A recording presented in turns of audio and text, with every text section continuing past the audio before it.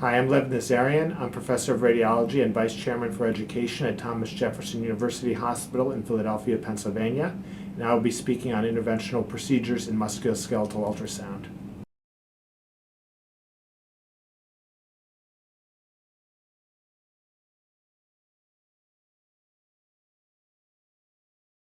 Musculoskeletal ultrasound has grown rapidly in recent years in terms of its diagnostic capability. And with the increase in diagnostic capability comes the greater ability to guide musculoskeletal interventions. Real-time ultrasound imaging allows interventions that are otherwise difficult or impossible without it. And these interventions can be diagnostic, they can be therapeutic, or they can be a combination of both.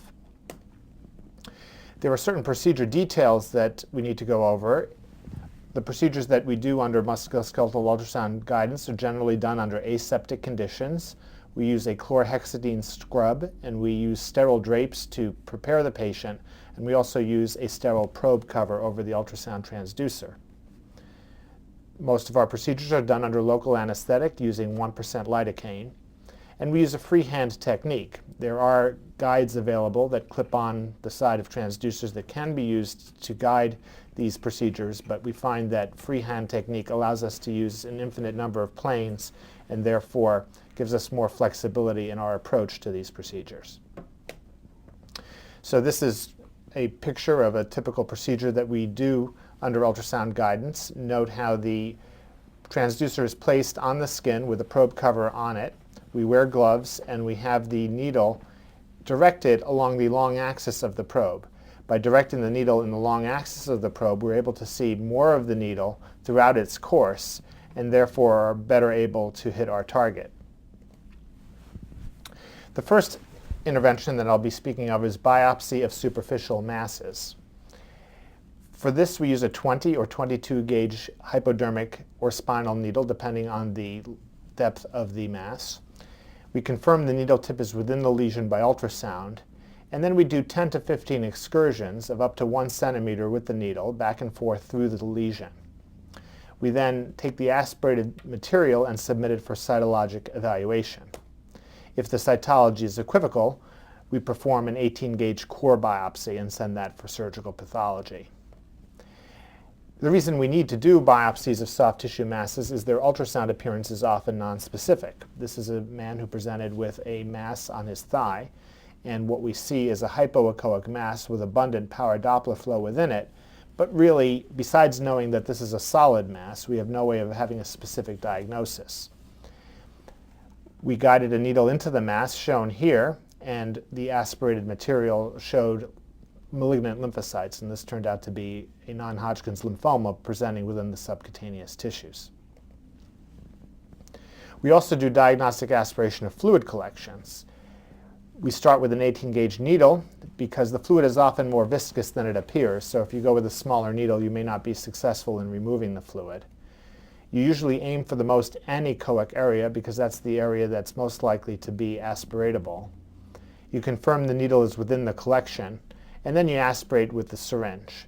If there's no return, you can reposition the needle. If there's still no return of fluid, you can agitate the needle within the collection and pull out a few drops, because if the question is whether the collection is infected, then you can pull out a few drops for culture, and that will be plenty. Here's a typical case of a patient who presented with a muscular hematoma. He was anticoagulated and developed a hemorrhage within the gluteus medius muscle, shown here on CT. And then here is our needle within the hematoma on ultrasound. Now, if you notice, a hematoma often has abundant internal echoes and is more like gelatin in its consistency rather than fluid. So we weren't able right away to get fluid from this collection, but by agitating the needle, we were able to coax out a few drops of blood that we sent for culture, and this turned out to be a non-infected hematoma. Now here's a case of a patient who is known on MRI and bone scan to have a calcaneal osteomyelitis, but on ultrasound we were able to help by finding the actual organism responsible. So the C here represents the calcaneal echo, and there was fluid next to the calcaneus with some inflammation around it. Here's a black and white picture of the color Doppler image that shows abundant flow around this fluid. We were able to guide a needle into this fluid and confirm Staph aureus as the cause of the patient's osteomyelitis. Here's another type of diagnosis we could make in patients that have crystal arthropathies. Here's a 53-year-old man with foot pain. Here's his MRI, which was done first and shows the Achilles tendon coming down, and then there was intermediate signal intensity material at the distal attachment of the Achilles with some erosion of the adjacent bone. My colleagues in MRI diagnosed this as either rheumatoid arthritis or perhaps gouty deposition at the calcaneal insertion of the Achilles. And so with that differential diagnosis in mind, we brought the patient up to ultrasound. And here I've turned the ultrasound image to be in the same plane as the MRI. And as we follow the Achilles tendon down here, we can see that this circled area is the same area circled on the MRI and showed some hyperechoic material, which looked crystalline in nature. So now our next goal was to try to prove the etiology of this. So we performed an aspiration with an 18-gauge needle. We took the needle and placed it on a syringe with some local anesthetic, and we lavaged and broke up this crystalline material. Here's the needle tip seen within the crystals. A little bit hard to see because the crystals are hyperechoic. But in any event, we took the aspirated material and we submitted it to the pathology lab, who made the diagnosis of monosodium urate crystals. So here, not only was the diagnosis suggested on the MRI, but we were able to bring the patient up to ultrasound and make a specific diagnosis all within one patient visit to the imaging center. Now here's a patient who had severe pre- and infrapatellar bursitis. This is the infrapatellar tendon, and this patient had a large collection in front of it, and the story was that his wife was actually an internal medicine physician, and every 4 weeks or so would stick a needle into this collection and remove about 100 cc's of bloody fluid. It never grew out anything in culture, and it also never showed anything on crystalline analysis.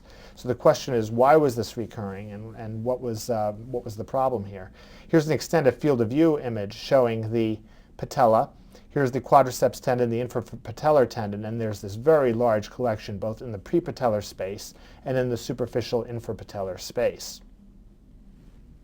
One of my astute sonographers realized that there were these small little crystals on top of the patella, and these were actually the key to the diagnosis, because these crystals were felt to be causing an irritation that was creating this bursitis. The fluid never yielded any crystals on any of the aspirations, and therefore the feeling was that we had to actually get down to these crystals in order to make the diagnosis. So we got a needle into the crystals, we took it to the pathology lab, and they were able to make a diagnosis of calcium hydroxyapatite deposition disease. So the good news was that the removal of these calcifications for the laboratory actually was able to be therapeutic for this patient, because after this procedure he no longer reaccumulated the fluid, and he essentially was cured by simply needling these crystals. Now, when you do a diagnostic aspiration of fluid collections, at any time you can convert the diagnostic to a therapeutic procedure. You can either complete the needle aspiration and basically suck the collection dry, or you can convert to a catheter drainage for more definitive drainage of the collection. So this is an AIDS patient with muscle pain and fever, and he had a hypoechoic collection in his rectus femoris muscle. Power Doppler really confirmed that this was very inflammatory, this fluid collection, but it's not going to tell you exactly what the cause is, so you really do have to aspirate it. We saw a relatively avascular area, which seemed like a good place to stick a needle and get material, and when we did, we got pus out of this, and then we were then able to convert the aspiration into placement of a catheter for definitive drainage of this muscular abscess. Now here's a pro football player who took a knee during practice and developed a heterogeneous hematoma within his vastus lateralis muscle. We were asked in this case not to make a diagnosis, because that was clear, but rather to see if we could help this individual by decompressing the hematoma and making it easier for him to return to play. This is one case where I actually used a guide, which you see here on the side, because I felt that in order to get into this and actually remove any of this fluid, I needed a 14-gauge needle. I thought anything smaller would not be effective. So I used a guide, made one pass in with a 14-gauge needle, and took out about 9 cc's of hemorrhagic fluid, which was enough to give him some relief, and he was able to be back on the field in about 2 weeks. Joint aspiration is often referred to ultrasound guidance after a so-called dry tap. Typical would be that the patient would have several Band-Aids where clinicians had tried without imaging guidance to remove fluid from the joint, but were unsuccessful. When we do tap a joint, we're often asked to send it for crystals, culture, and sensitivity. Even the decompression alone may alleviate the symptoms. This is a shoulder joint seen posteriorly. We see the humeral head and the glenoid, and this is an effusion posteriorly lifting up the joint capsule. From a posterior approach, we get a needle into the collection. You can see already from this image that the fluid has been aspirated. And there's the needle tip. Now, fluid can be also seen in the spinal glenoid notch, so-called ganglion cyst, which occurs when there is a partial tear within the glenoid labrum and fluid leaks out of the shoulder joint into the spinal glenoid notch, which is shown here. These ganglion cysts can be very painful and can cause atrophy of the overlying infraspinatus muscle due to compression on local nerves. And aspiration really provides immediate relief. So here is a post-aspiration image of the same patient showing that the ganglion cyst has decompressed, and usually with immediate relief of symptoms. Now here's a quandary of an elbow patient, a patient with rheumatoid arthritis with elbow pain, and the question was where to tap the joint. And this is one of the patients who had a few Band-Aids when he came down to our department. And the reason was that there was a very palpable swelling in the elbow that the clinicians guided a needle into, but that was not where the fluid was. We can see that where that palpable swelling was, there was a lot of power Doppler flow, showing that this in fact was solid tissue related to rheumatoid pannus and wasn't fluid at all. Scanning around showed that in fact there was an anechoic area of fluid that we were able to then access under ultrasound guidance. So here's the anechoic fluid with the flow around it, and here's ultrasound guiding a successful aspiration with the needle within the fluid. Now, I show this slide to emphasize the fact that there's nothing about a collection that tells you whether it's infected or not. In other words, if you are suspecting septic arthritis, you absolutely have to aspirate the joint no matter what the fluid looks like. This is a patient where there was a hip effusion, fever, and severe hip pain. And even though there was nothing specific about the effusion shown here, it was felt that we had to aspirate this, and we did, and we got Staph aureus out of this collection as well. So it's really important to, when in doubt, aspirate and send the fluid for culture. This is another patient who had hip pain and osteoarthritis, and the clinician wanted us to aspirate the fluid for 2 reasons. One, potentially to give therapeutic relief, but also to make sure the collection wasn't infected. Here's the femur. Here is the femoral neck with the fluid pre and post aspiration. Notice the marked thickening of the joint capsule that goes along with the diagnosis of chronic osteoarthritis. Ganglion cysts are occasionally sent for aspiration. Now, the problem with ganglion cysts is that they have a high tendency to recur because they are often fed by an underlying joint or tendon sheath. But still, if a patient is very symptomatic, they may or be willing to take the chance that this collection may reoccur and want this ganglion to be aspirated. So here's an example of a bilobed ganglion cyst seen on MRI. On ultrasound, these often look anechoic, but they can also look hypoechoic, isoechoic, even hyperechoic. There's really a wide range of ultrasound appearances for ganglion cysts. But what they almost all have in common is that their contents are much thicker than they appear on ultrasound. They tend to be very mucoid and can be very hard to aspirate. Here's an example of this foot ganglion cyst with a needle within it. So MRI and ultrasound both are able to make this diagnosis, but of course only ultrasound is able to guide the aspiration in real time. Here's another ganglion cyst seen very well on MRI. We see a large ganglion cyst arising from the anterior cruciate ligament, and you can see it's multi-loculated on this axial view.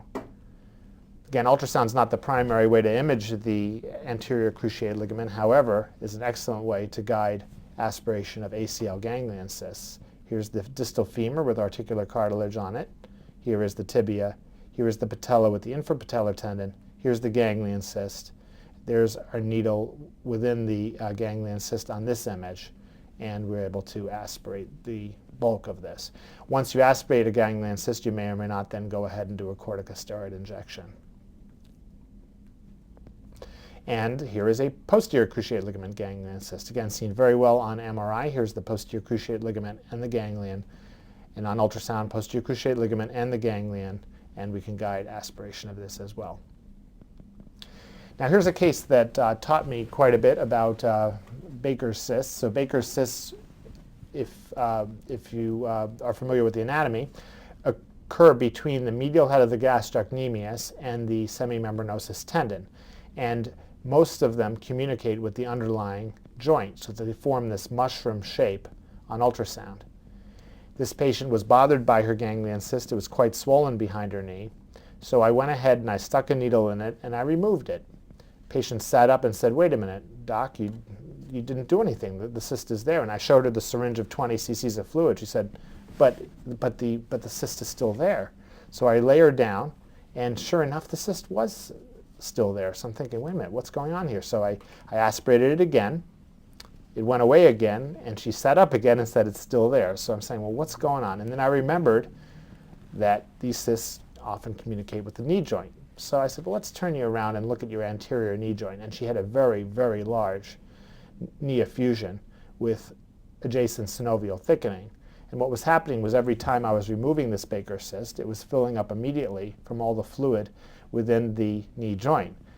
So in this case, what I did was I placed a tourniquet over the suprapatellar space, forced that fluid into the cyst, removed it, and then that was it. We were able to get the whole thing.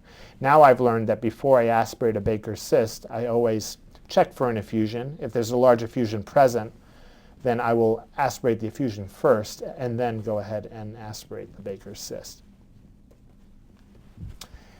Okay, now moving on to therapeutic injections.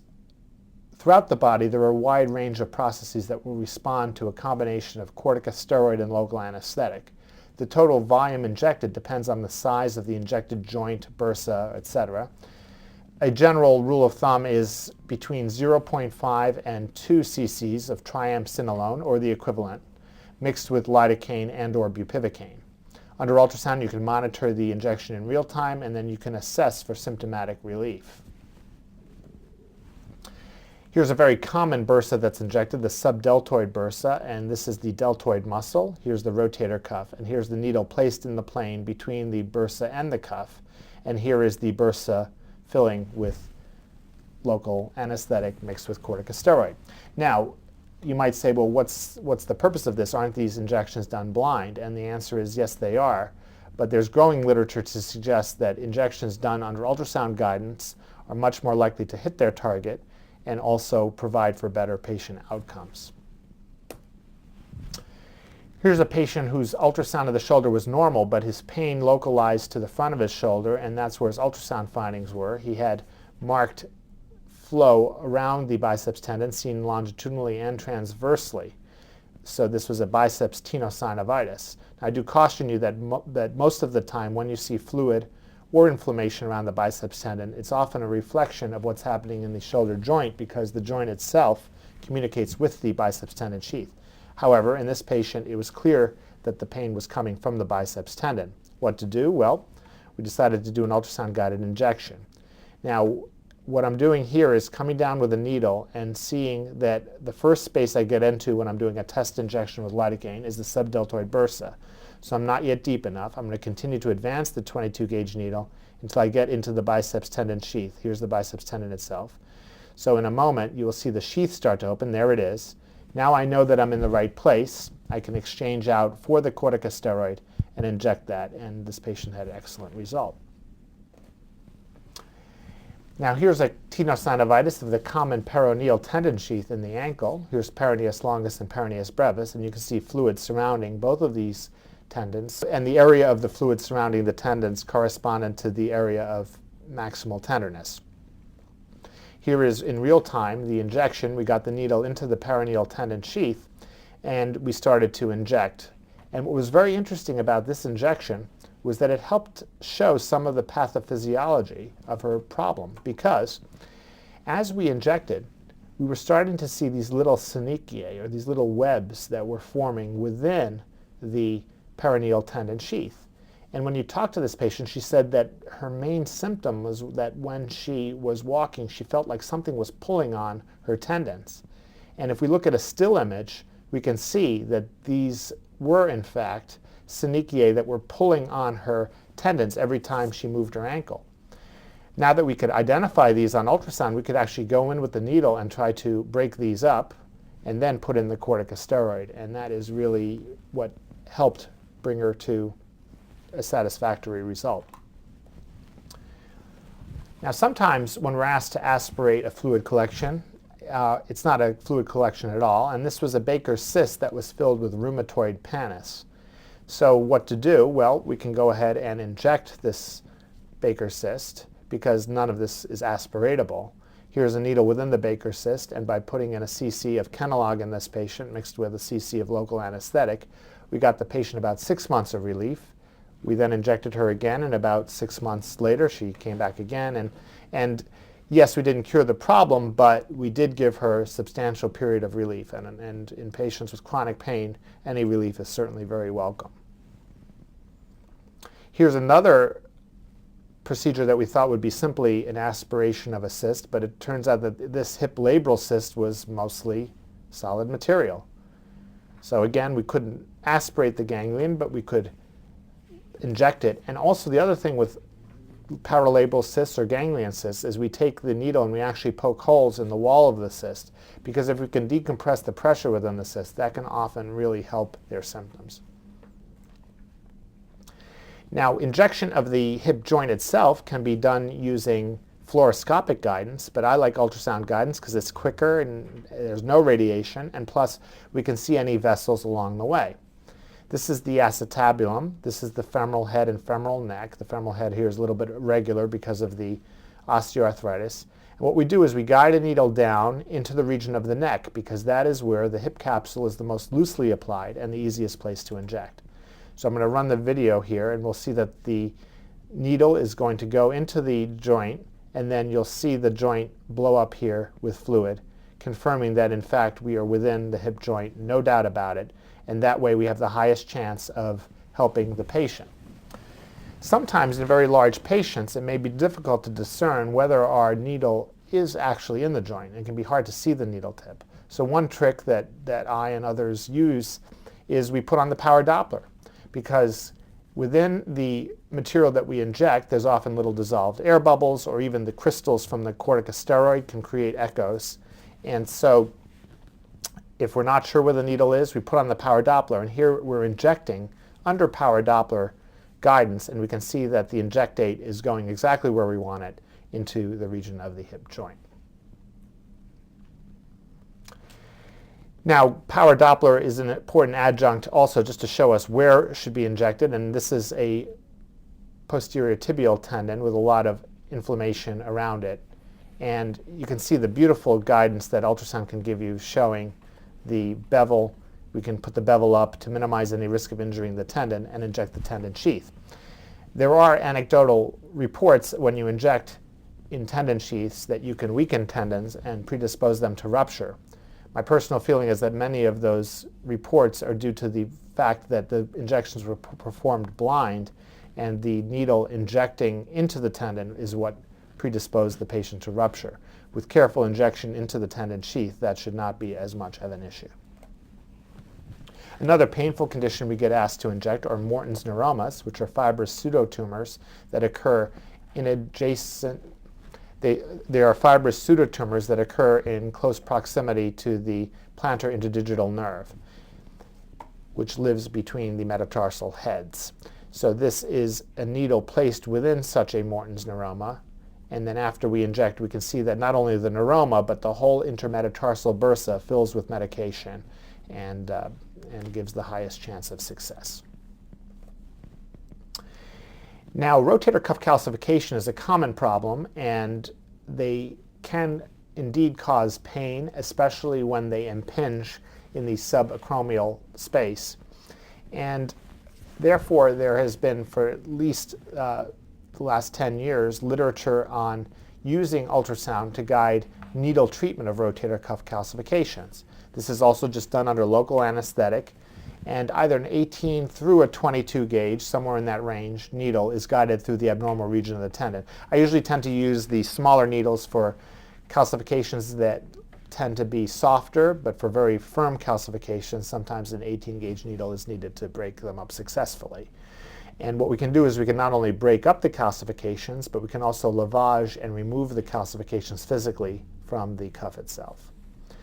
So here's an example of a patient with long-standing shoulder pain. He had multiple negative MRIs, and he was not responding to physical therapy. He had blind injections of corticosteroid into his subdeltoid bursa that did not work.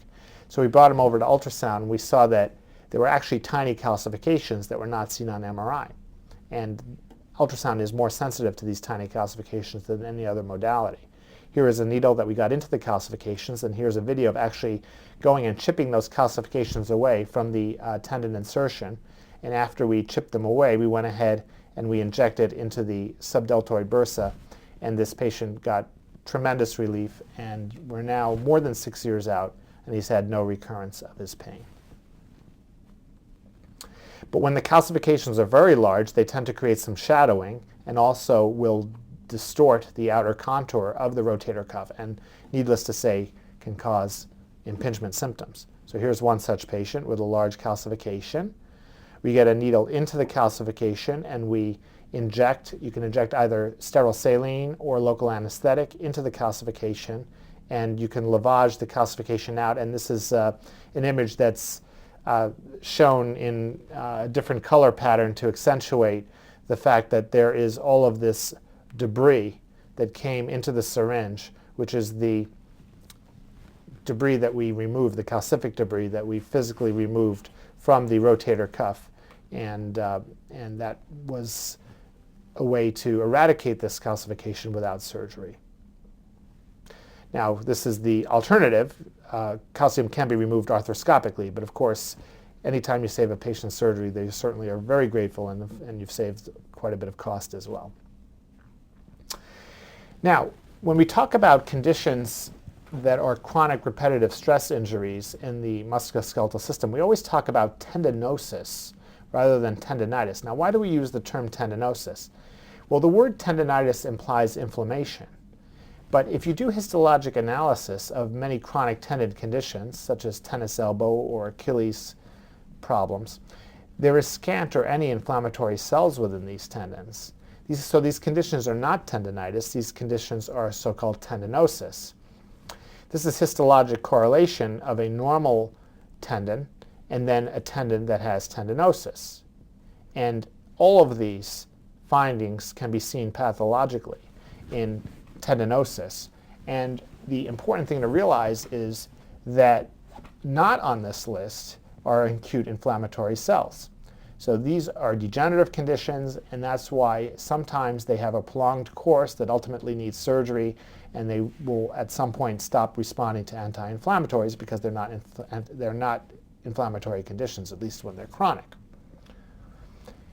So they are difficult to treat, and if they do lead to surgery, we want to see if we can avoid surgery by using less invasive treatments. Now, if you look at the literature, there's something called percutaneous tenotomy, where basically a needle or a scalpel is placed through the skin, and the cutting instrument is used to break through the scar tissue within the diseased tendon and try to incite a healing response. And this has been reported with a scalpel for tennis elbow, for the Achilles, and for patellar tendinosis. And with a needle, this has been reported for tennis elbow and the rotator cuff. Now, how is this procedure done? Well, it involves repetitive needling of the abnormal tendon. This needling breaks up the degenerative calcified scar tissue, creates bleeding, and we believe stimulates a healing process, and there is some experimental evidence to back this up. This principle can be applied to any tendinotic area, not just tennis elbow, but the rotator cuff, common extensor tendon, which is the tennis elbow, patellar tendon, Achilles tendon, or plantar fascia. The way we do this procedure, and these are methods that I developed with my colleague John McShane from the Division of Sports Medicine, is we put local anesthetic. Again, we guide an 18 to 22 gauge needle through the abnormal region of the tendon. We break up the scar tissue and calcification. We also, with the edge of the needle, abrade the bone, because when a surgeon goes in and fixes these problems, one of the last things he or she does is to take the scalpel and abrade the bone to create bleeding and to stimulate the periosteum to bring in new blood vessels to heal the pathologic process. So we tried to do that with a needle. So our first study is we looked at patients only who had chronic pain and disability and who had failed at least 3 of the following: corticosteroid injections, non-steroidal anti-inflammatory drugs, counterforce bracing, physical therapy, and wrist splints. We used simple freehand technique to get into that tendon. And the first thing we did when we entered the tendon, and here you see the needle within the common extensor tendon, was to anesthetize. So local anesthetic in the tendon all the way down to the periosteum. It was quite remarkable to us that with not too great a dose of 1% lidocaine, you could actually achieve a very, very nice anesthetic response so that the patients end up feeling almost nothing when you actually do the procedure. We then went ahead and took the needle after it was anesthetized and repeatedly punctured the tendinotic tendon. Just went back and forth, back and forth. And what we felt often was that these tendons were very gritty, and we could actually feel the scar tissue that we were fenestrating or breaking up with the needle tip. And again, repeatedly went through the tendon until we felt that the tendon had softened adequately. In certain cases, then, we would come from superiorly to inferiorly to try to get right at the enthesis, which is the area where the tendon attaches to the bone, because a common problem in these chronic conditions is that the abnormal traction by this diseased tendon, it causes a little bone spur to form, or an enthesophyte, and by taking the needle and breaking off the enthesophyte, we can help improve the symptoms, and that's what we're seeing here. Here's a still image of a needle removing an enthesophyte at the lateral epicondyle of the elbow.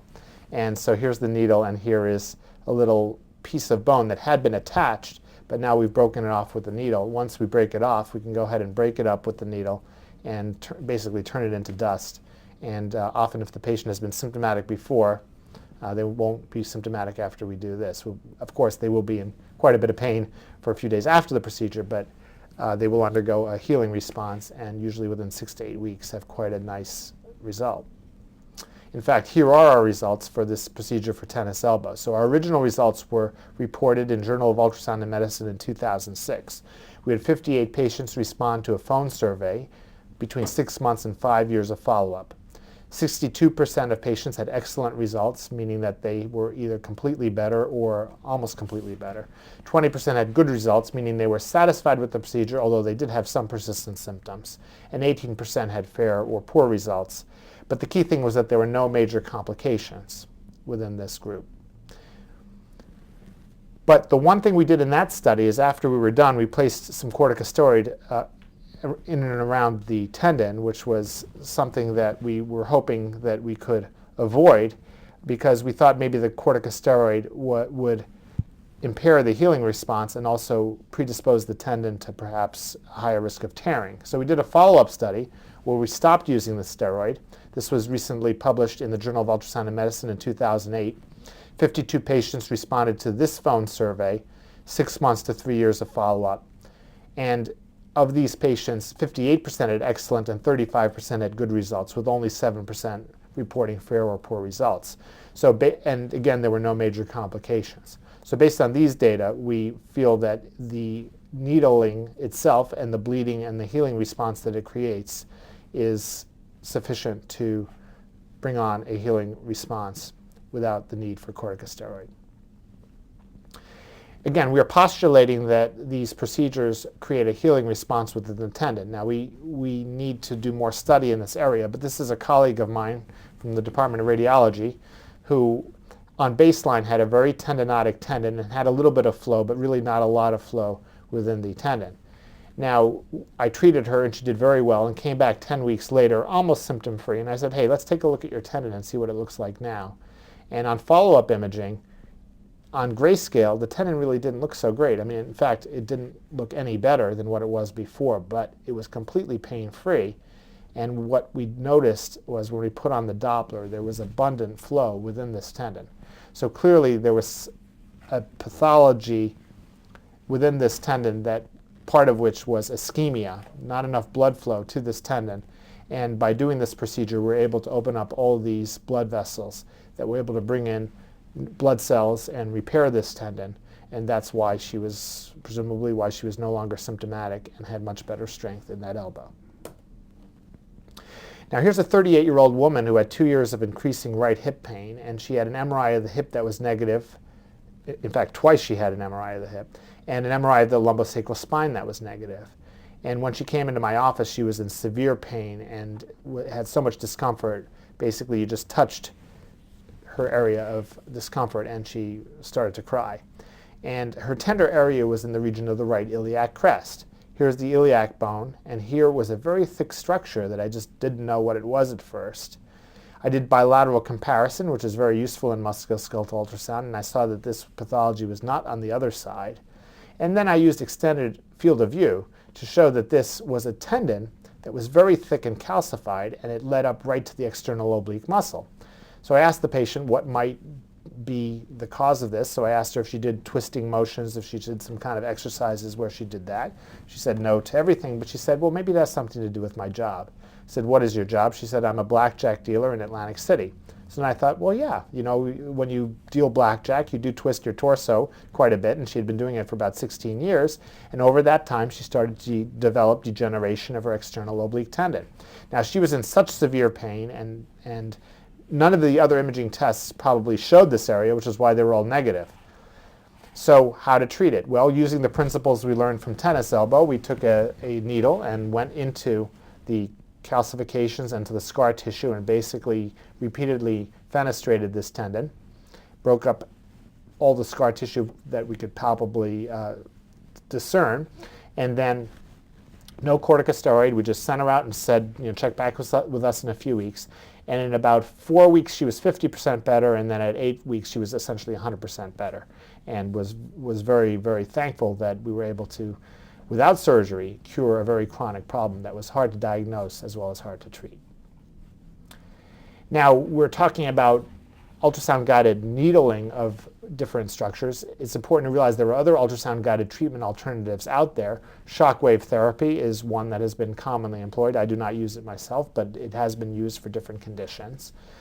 Sclerosis of neovessels is extensively used in Scandinavia, as where it was first reported, where using sclerosing agents such as polydocanol, one goes into the vessels that are felt to be abnormal within the tendinosis and to sclerose them to help dull the pain and stop the tendinotic process. This is something with which I do not have direct experience either, but is in the literature.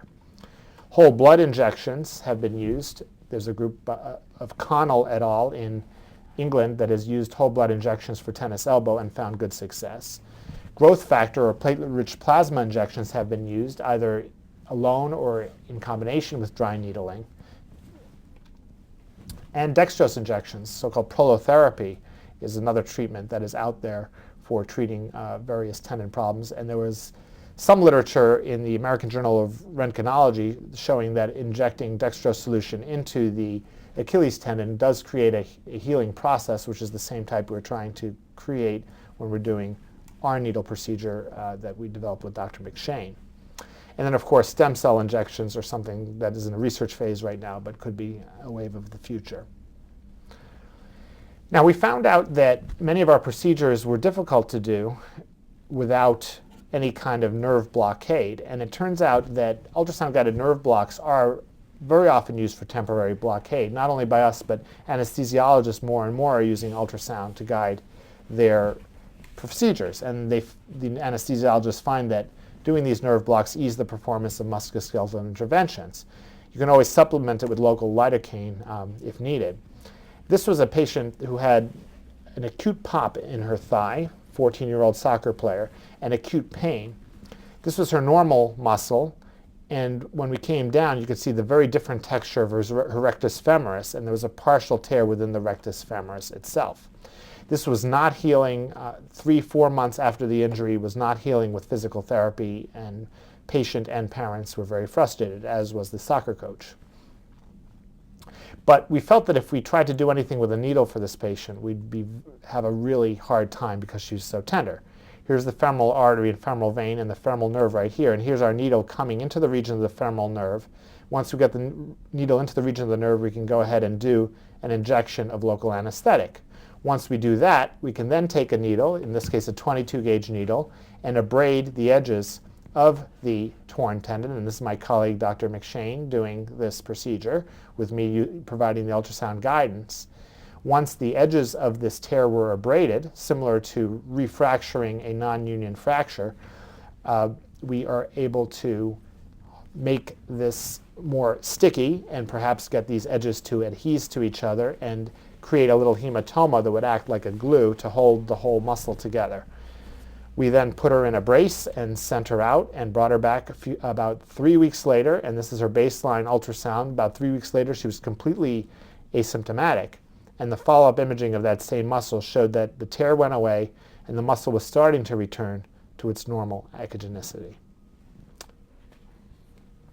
So we feel that ultrasound-guided procedures open up a new, interesting future for interventions because Dr. McShane and I feel that there's a logical progression. We started with open surgery, and of course that led to arthroscopic surgery, which was a method of doing surgery without having to be as invasive. And the question is, can we now enter an era of ultrasound-guided surgery for certain conditions in which the pathology is easy to see with ultrasound?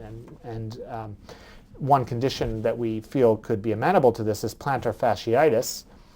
The plantar fascia can become very scarred and thickened and painful. Again, it's a repetitive stress injury similar to tendinosis elsewhere in the body. This is what it looks like on ultrasound, a very thick, irregular, degenerated plantar fascia. Now, ultrasound-guided partial plantar fasciotomy was reported by Dr. Fields et al. And presented at the 2005 RSNA meeting, where they took 30 patients with persistent plantar fasciitis. They used an 18-gauge needle. They repeatedly punctured the fascia, and after they punctured the fascia, they put in 1 milliliter of steroid, and all their patients showed improvement.